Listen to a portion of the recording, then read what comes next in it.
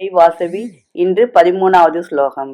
யங்க சிஷ்டாசினக சந்தோ முச்யந்தே சர்வ கில் பிக்ஷைக புஞ்சதே தேத்வகம் பாபா ஏ பசந்தே யாத்ம காரணாத்.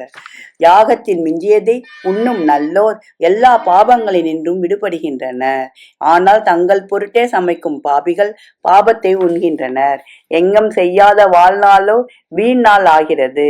இல்வான் ஒருவன் வீணால் வழி அடைப்பதற்கு ஐம்பெரும் வேள்விகளை நாள்தோறும் செய்தாக வேண்டும்.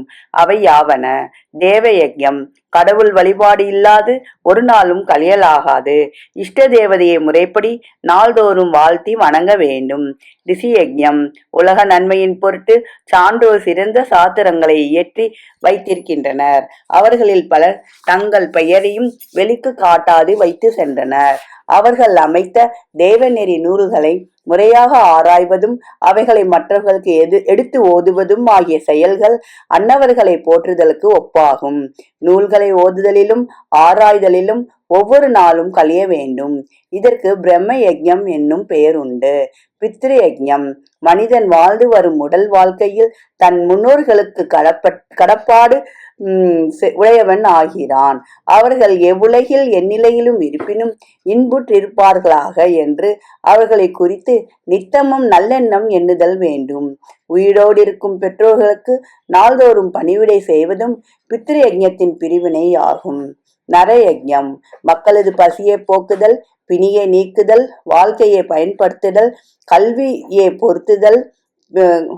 கல்வியை பெருக்குதல் ஆகியவை யாவும் நரயஜ்ஞத்தில் அடங்குகின்றன. காலத்துக்கு ஏற்றாற் போன்று நரயஜ்ஞத்தை மாற்றி அமைத்தல் வேண்டும். பூத யஜ்ஞம், ஆடு மாடு முதலிய ஜீவ ஜந்துக்கள் மக்களது வாழ்க்கைக்கு பல விதங்களில் பயன்பட்டு வருகின்றன. அவ்வுயிர் வகைகளை மக்கள் நன்கு பேணி வருதல் பூத யஜ்ஞம் ஆகும். இங்கனம் பஞ்சமகா யஜ்ஞத்தில் மனிதன் உறுதியாக ஈடுபட வேண்டும்.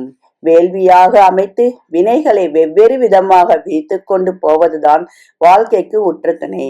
அதனால் இயற்கை நடைமுறை என்னும் சக்கரத்தின் பிரவிருத்தியையும் நன்கு நடைபெறுகிறது.